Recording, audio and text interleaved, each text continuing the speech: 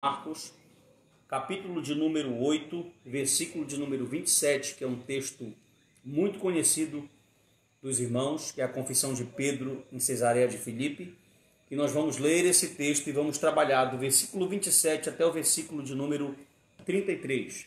É a palavra que Deus tem preparada aos nossos corações. Pegue logo sua Bíblia aí, viu? Coloque sua xícara de café aí do lado. E vamos trabalhar o texto sagrado, que ele é o mais importante nessa noite. Amém? Evangelho segundo escreveu o apóstolo Marcos, ou melhor, nosso irmão Marcos, capítulo de número 8, versículo de número 27 ao versículo de número 33. Pai do Senhor, irmão Joel, que Deus possa abençoar a vida dos meus obreiros, das ovelhas que estão participando.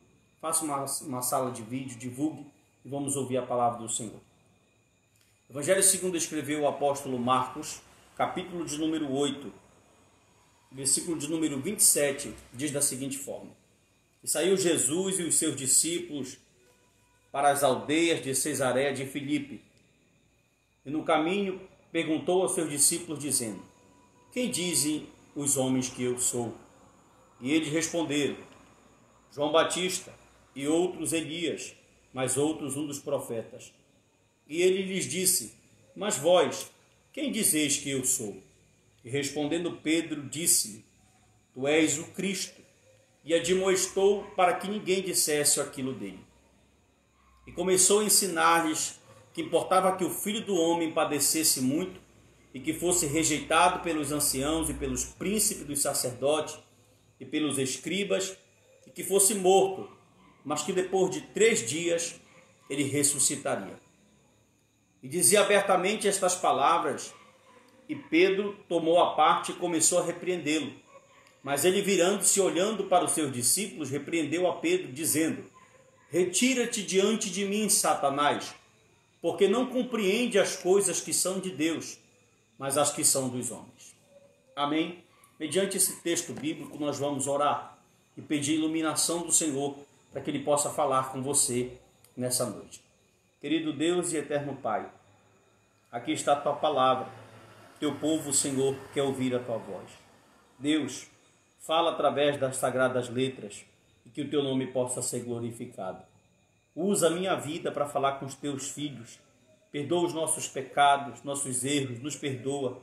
O Teu sangue tem poder. Em nome de Jesus Cristo nós oramos, nós Te agradecemos. Fala conosco para a glória do Teu nome, Senhor.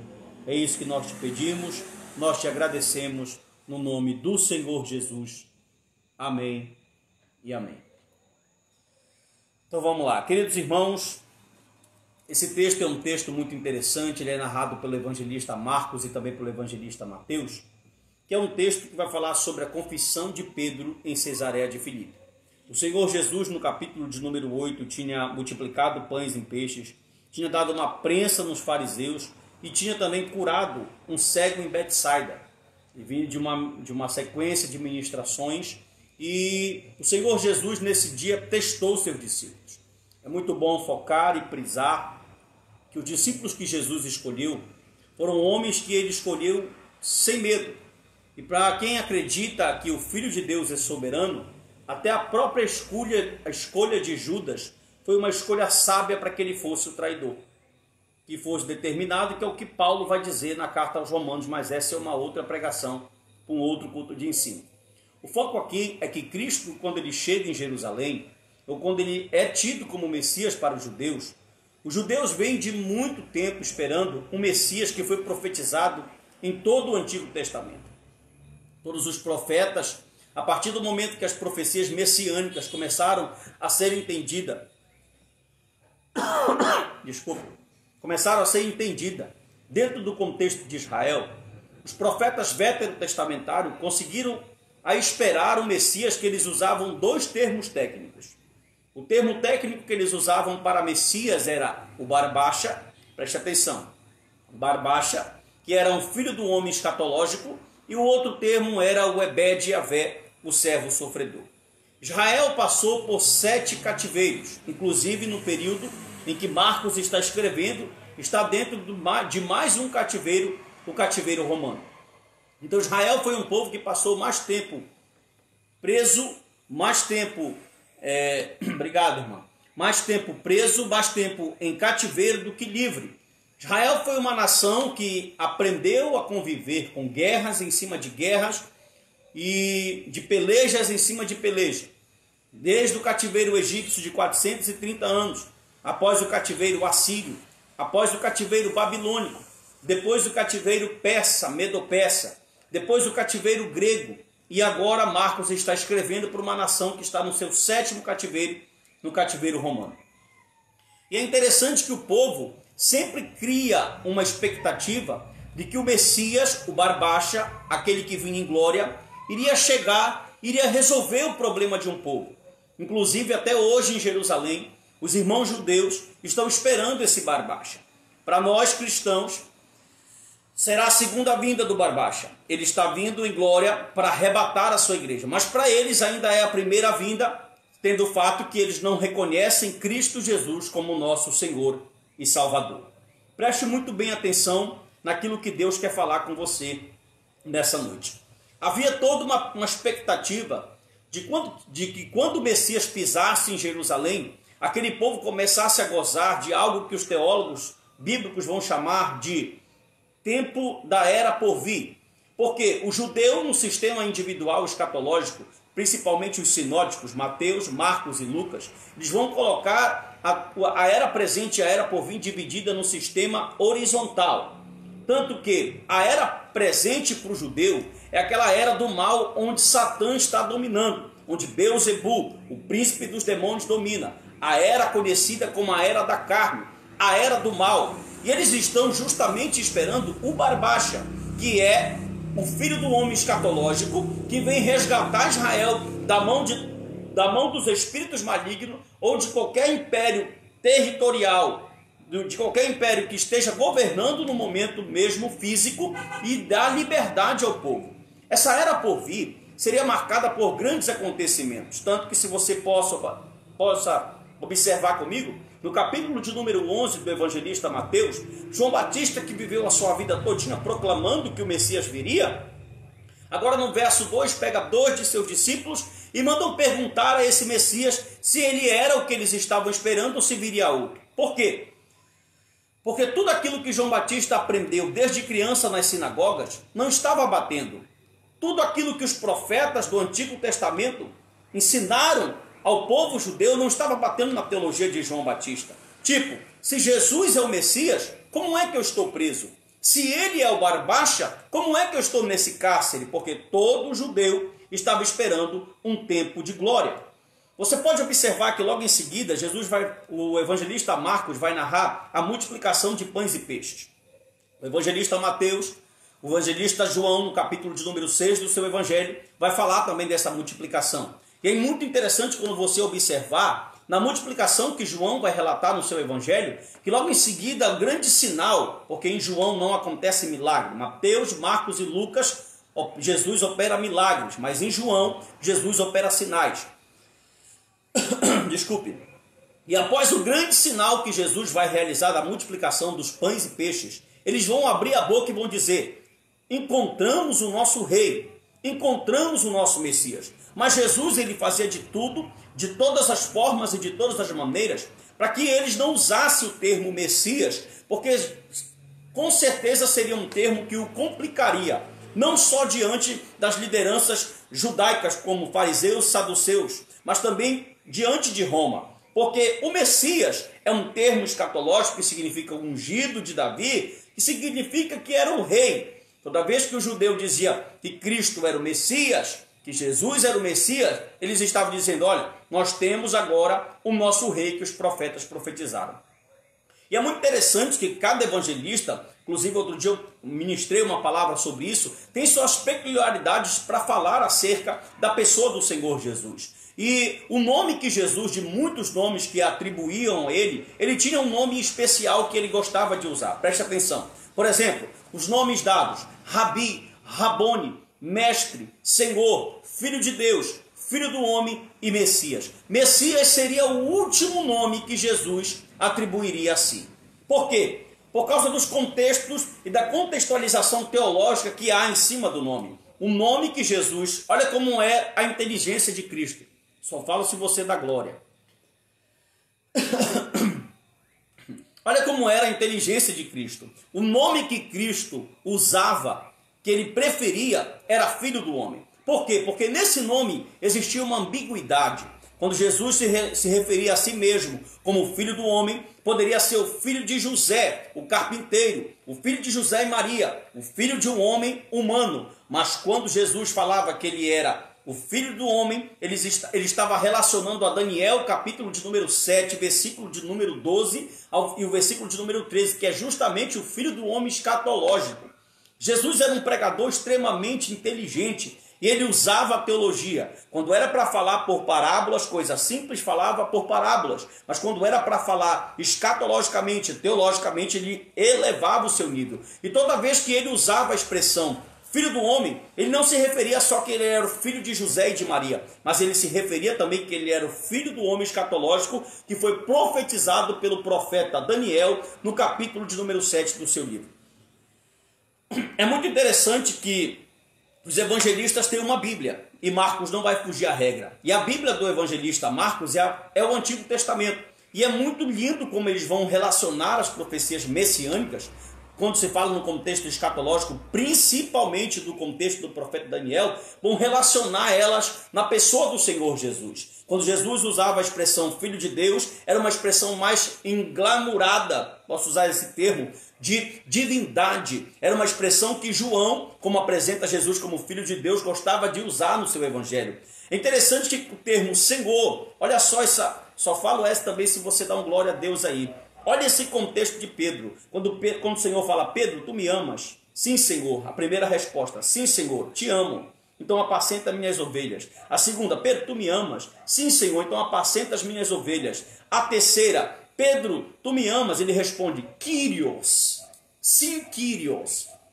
Sim, esse nome Kyrios no grego, traduzido como Senhor, é a tradução do Iavé do Antigo Testamento para o Novo Testamento. Quando essa expressão Kyrios é relacionada à pessoa do Senhor Jesus, ele está dizendo que ele é o próprio Filho de Deus. Então é muito interessante que agora Jesus vai pegar 12 diamantes que ele está lapidando, ou 11 diamantes que ele está lapidando, porque Judas não vai participar da salvação, e ele vai pedir a confirmação de quem os discípulos acham que ele é. E agora que eu vou entrar no texto que nós lemos.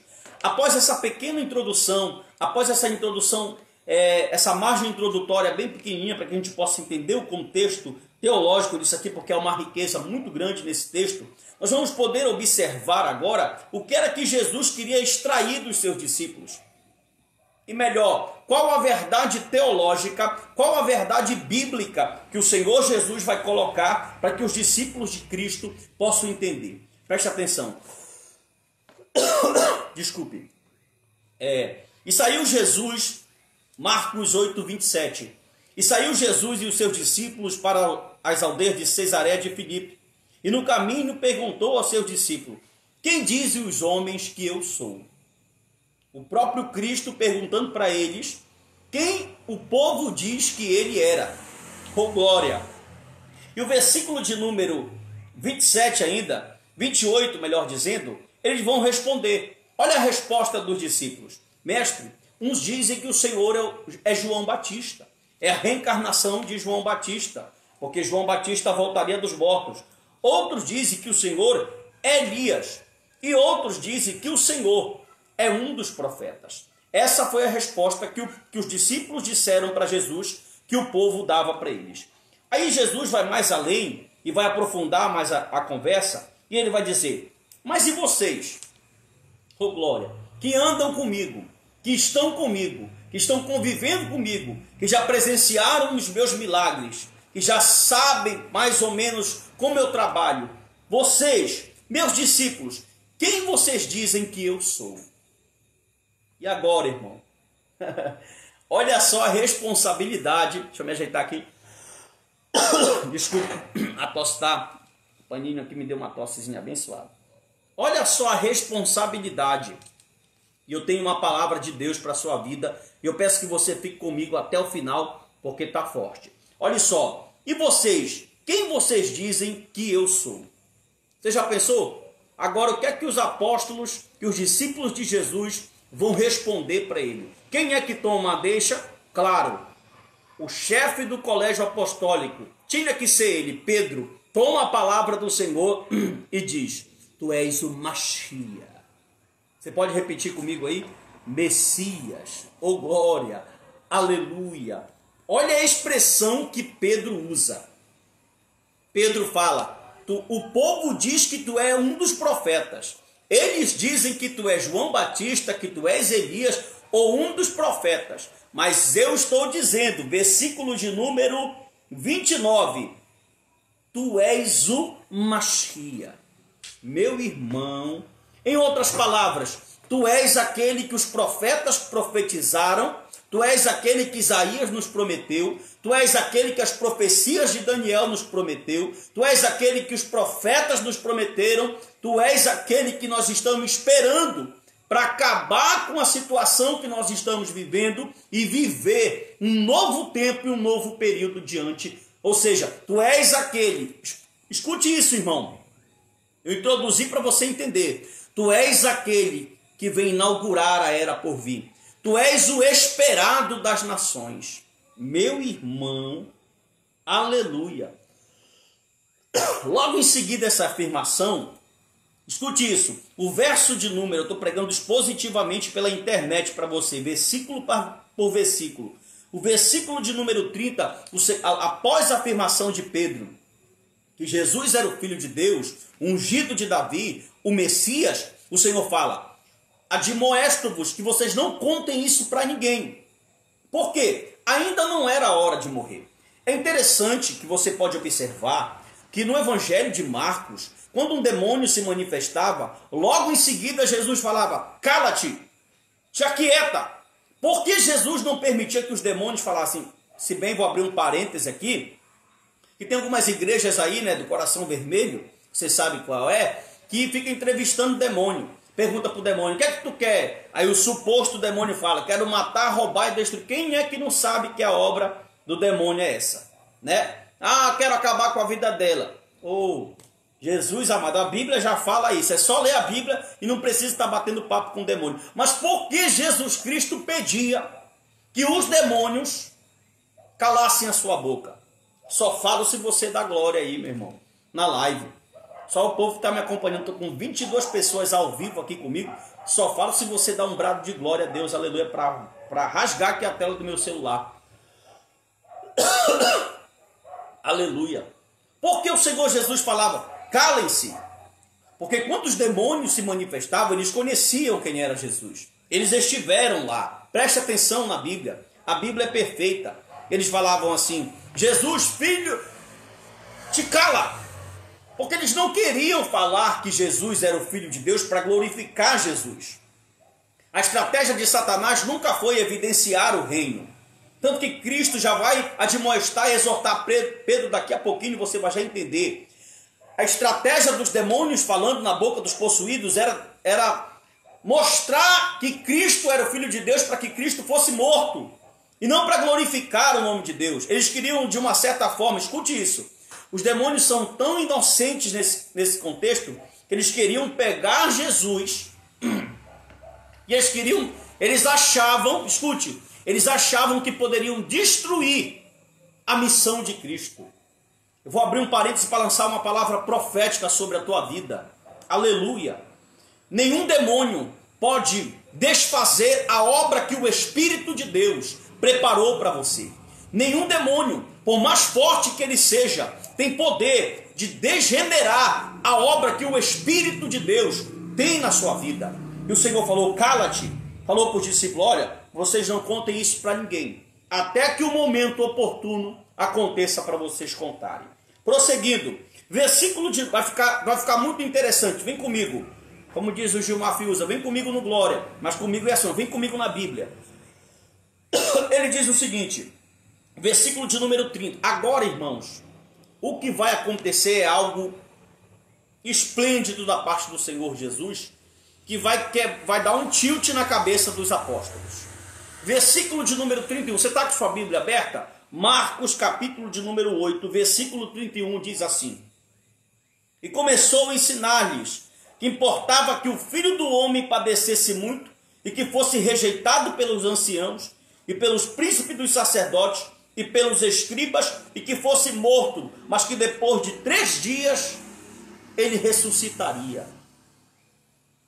Você lendo comigo aqui parece que passou batido, mas você já imaginou 12 judeus ouvindo isso aqui? Ouvindo que o Filho do Homem que eles esperaram a vida todinha teria que vir para sofrer. Tanto que eles não entendem que Pedro toma a palavra no verso 32, quando Jesus dizia abertamente, irmão, preste atenção nisso aqui, que isso aqui é muito forte, dá glória comigo, pelo amor de Deus. Jesus estava quebrando, escute isso, Jesus estava quebrando tudo que eles aprenderam na escola bíblica dominical durante a sua vida toda.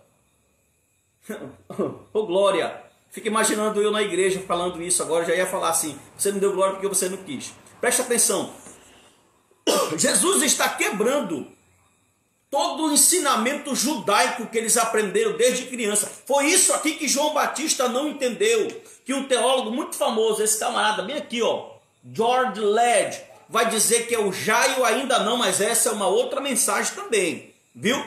Preste atenção, Jesus está quebrando tudo que eles aprenderam. Jesus está pegando tudo que Pedro tem de tradição, de ensinamento, de Messias, de Barbacho, jogando no lixo. Mas é interessante, preste atenção, na seita de Qumran, aleluia, eles esperavam 2 Messias. Eles esperavam um Messias que viesse de Davi, mas esperavam um Messias que viesse do sumo sacerdote Arão. Havia 2 Messias que viriam para a tradição dos crentes de Qumran. Mas dentro do conceito judaico, não existe só o Barbacha, como eu disse no começo da mensagem. Dentro do conceito judaico, preste atenção, por favor, para você pegar isso aqui que é forte. Dentro do conceito judaico bíblico, existe o Barbacha, o Filho do Homem em glória, que é esse que vai rasgar a nuvem agora aí a qualquer momento. Tu não deu glória porque tu não quis. E tinha o Ebed e Avé, que é o servo sofredor. Olha como não muda nada. Pedro sabia disso, mas a gente tende a esquecer as partes do cristianismo que nos ensinam a sofrer. Nós temos a esquecer as partes do cristianismo que nos ensinam a sofrer. Tanto que no versículo de número 34, que não é nem o nosso texto, é uma outra mensagem, o próprio Cristo vai dizer, ó, se alguém quiser vir após a mim, negue-se a si mesmo, tome a sua cruz e me siga. Quem é que quer esse evangelho de sofrimento? Quem é que quer esse evangelho, irmão, de padecer? Aleluia! Quem é que quer esse evangelho, irmão, de luta? Qual é o pastor que quer ensinar? Só o pastor que tem responsabilidade, que quer ensinar o evangelho de Cristo. Que coisa linda isso, meus irmãos. Aleluia! O próprio Senhor Jesus não está enganando. É por isso que eu sou crente. É por isso que eu sou cristão. Porque o meu Cristo não engana ninguém. No chamamento, Cristo não iludiu os discípulos. Cristo não iludiu Pedro e os 12. No chamamento, no chamado, o próprio Cristo disse para eles assim, olha, o cristianismo é sofrer. Vocês estão esperando glória, poder? Querem vir após mim? Pegue a sua cruz. Enquanto algumas igrejas estão ensinando, pegue a sua bênção, o meu Cristo está ensinando, pegue a sua cruz. Aleluia! Oh glória! Enquanto a doutrina da prosperidade está ensinando, pegue a sua bênção dobrada, Cristo está ensinando, sofra pelo evangelho. Sofra pelo seu chamado, sofra pela sua família, sofra pelo reino, sofra pela igreja, deixa os teus prazeres de lado, deixa os teus prazeres em segundo plano. Você consegue compreender isso? Isso é uma mensagem bíblica, isso é uma mensagem cristocêntrica, isso é mensagem que não se prega mais. Essa mensagem é uma mensagem oportuna. É o momento de pregar cruz. Olha que coisa interessante. Preste atenção. Tá bom aqui. Fique comigo até o final, por favor, e compartilhe. Pedro, no momento que Jesus falou isso, não foi interessante para ele. Quando a gente ouve mensagens desse tipo, o glória a Deus trava. O aleluia não sai. A gente quer glória. A gente quer restituir, Senhor. A gente quer poder. A gente quer fogo. A gente quer unção. Mas Jesus falou, Pedro, deixa eu falar uma coisa para vocês, para ti, para os 12. É necessário que o Filho do Homem padecesse muito, que fosse rejeitado, que fosse perseguido pelos príncipes, e que for... Ei, você está pronto para ser rejeitado por causa de Cristo? Você está pronto para que falem mal de você por causa que você prega o evangelho de cruz? Você está pronto para padecer porque o evangelho de Cristo é esse. O evangelho de Cristo não é granjear amigos. O evangelho da cruz, aleluia, o evangelho da cruz é fazer discípulos. Cristo não nos chamou para fazermos amigos. Cristo nos chamou para fazermos discípulos. E eu te provo na Bíblia. Me prova, pastor. Não estou falando nada que eu acho para ti. Não estou te ensinando nenhum achismo aqui, querido. É só o texto bíblico. Quando Jesus abre a boca, fala isso, que ninguém quer ouvir. E eu quero ser fiel, quero começar pregando cruz e terminar pregando cruz no meu ministério. Pedro para ele no meio da conversa, está aqui no texto, ó, verso 32. Olha só, estou com a Bíblia aberta aqui, querido. E Pedro tomou a parte e começou a repreendê-lo. Pedro não queria ouvir palavra dura. Ô glória! Jesus automaticamente virou para ele, repreendeu ele, disse, sai, retira-te diante de mim, Satanás. Olha como isso é muito forte. Para você ser contra o reino, Pedro não estava com a mão assim, Pedro não estava com o olho arregalado, Pedro não estava espumando ou com uma força sobrenatural de um demônio. Qualquer cristão que se opõe ao reino dos céus, que se opõe à pregação de cruz, que se opõe à pregação do evangelho verdadeiro, qualquer crente que faz esse papel, ele está cheio de demônio. Foi Cristo que disse, retira-te de mim, Satanás, porque não compreende as coisas que são de Deus, mas as coisas que são dos homens. E agora eu vou bater, meu irmão. Vou bater um pouquinho. Como assim, pastor? As igrejas que estão aqui pregando outra mensagem que não é essa, Cristo está falando, vocês não entendem as coisas que são de cima. Vocês estão focados nas coisas que são de baixo. A palavra de Cristo é, quer vir após mim? Pega a tua cruz, vem sofrer. Imagine, meu irmão, judeu ouvindo isso. Imagine Pedro ouvindo isso aqui. Oh glória! Esse é o Cristo da Bíblia. Só que a gente passa batido. A gente lê o texto e não percebe a riqueza que o texto tem. A gente lê o texto e não percebe a profundidade das palavras de Jesus. Como assim? Deixa eu te mostrar. Olha a profundidade.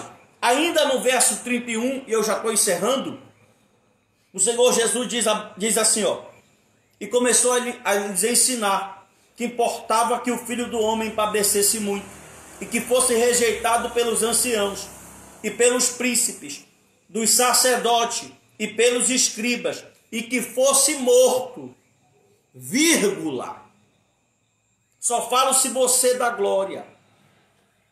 Rejeitado, humilhado, fosse morto, vírgula.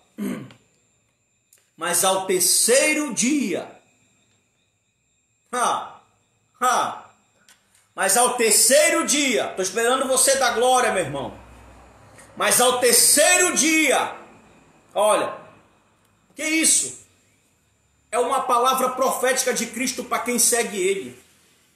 Para quem está sendo rejeitado hoje, para quem está sendo mal falado hoje pelo reino, para quem tem sido humilhado hoje, nós ressuscitaremos com Ele para a glória do seu nome. Nós ressuscitaremos para Ele, com Ele, para vivermos com Ele eternamente. Nós ressuscitaremos com Ele ao terceiro dia. No final da palavra de exortação, Ele disse: olha, vão sofrer sim, vão ser rejeitados sim, vão padecer sim, vão apanhar sim, vão cuspir na cara de vocês, vão ter morte truculenta. O livro de Atos dos Apóstolos está aí para confirmar, querido, que as palavras de Jesus eram verdadeiras. Mas escute isso para você da glória. Nós iremos ver Pedro, Tiago, Mateus, João, André, Felipe, Bartolomeu, o outro Tiago. Nós iremos ver eles, porque eles guardaram a sã doutrina. Nós o contemplaremos, porque eles guardaram a sã doutrina. Hoje, eu ouvi na rede social um ateu, filho do cão, desfazendo de todos os religiosos que tem agora no mundo. Porque eles estão usando o coronavírus para desfazer da nossa fé. Como assim, pastor Narciso? Falando, Deus não existe. Cadê o Deus dos crentes, dos religiosos que não curam vírus? E a minha resposta para esse infeliz, lá no final da postagem dele, foi assim: é agora que nós estamos glorificando o nome do nosso Deus. Porque o melhor momento para se crer é quando as coisas estão difíceis, porque nós não vivemos por vista, nós vivemos por fé. É muito fácil crer em quem você vê, em quem você apalpa, em quem você toca. Agora, crer em quem é invisível, crer em quem é imaterial, crer em quem é espírito, é só para quem tem fé, meu irmão. É só para cabra macho, é só para quem o Espírito tira a escama, é só para quem o Espírito Santo regenera. Você pode entender isso? Olha a jogada de Jesus. A pergunta de Jesus foi: quem é que vocês dizem que eu sou? Aleluia. Pedro diz: tu és o Cristo. Deixa eu te perguntar nessa noite, para terminar a minha ministração aqui, quem Jesus é para você? Jesus é um Deus que você só ia na igreja? Jesus é um Deus que você só procura quando as coisas estão difíceis na tua vida? Jesus é um Deus que você só procura quando está doente ou quando está precisando de uma ajuda financeira? Ou Ele é o Messias? Ou Ele é o Yeshua HaMashiach? Ou Ele é o Filho de Deus que encarnou, viveu, morreu e que vai voltar para buscar a sua igreja? Quem você diz que Cristo é? Não adianta falar da boca para fora, porque Ele conhece a intenção do nosso coração. Fique com essa palavra. Que Deus te guarde. Que Deus te abençoe. Que Deus abençoe a tua casa. Leia esse livro. Esse livro tem poder. Esse livro é a palavra de Deus. Esse livro é o que nós precisamos nesse momento. É momento de buscarmos. É momento de estarmos em comunhão. É momento de estarmos em oração. Isso tudo vai passar. Deus abençoe tua casa, tua família, teu ministério. Aleluia. Deus abençoe o teu lar. Muito obrigado por ter ficado comigo esses minutos. Que Deus possa abençoar toda a tua parentela, toda a tua família. E tenha certeza, bem brevemente, se assim for a vontade dEle, nós estaremos juntos novamente. E que nós possamos ser testemunhas fiéis do Senhor Jesus. Ore comigo. Grandioso Deus e eterno Pai, louvamos o teu nome, Senhor. Muito obrigado. Tu és o Messias. Tu és o Cristo. Abençoa o meu rebanho. Abençoa minhas ovelhas. Abençoa os irmãos que acompanharam. Tu não precisas do homem para nada. Tu és independente. Tu és Deus. Continua nos abençoando, Senhor. Eu quero te agradecer. Eu quero te glorificar. Cada pessoa que ouviu, eu tenho certeza que foi edificada. Faz a tua vontade, Senhor. Glorifica o teu nome na nossa vida. Espírito de Deus, é isso que eu te peço, eu te agradeço. E que todos possam dizer amém e amém. Deus te abençoe, querido irmão. Que a graça de Deus possa estar sobre a tua casa. Domingo, nós vamos estar numa grande santa ceia. Eu aqui na minha casa e você na sua casa. E Deus vai falar conosco. Deus te abençoe, nos acompanhe. Deus sempre tem palavra para te abençoar. A paz do Senhor Jesus, fique com Deus.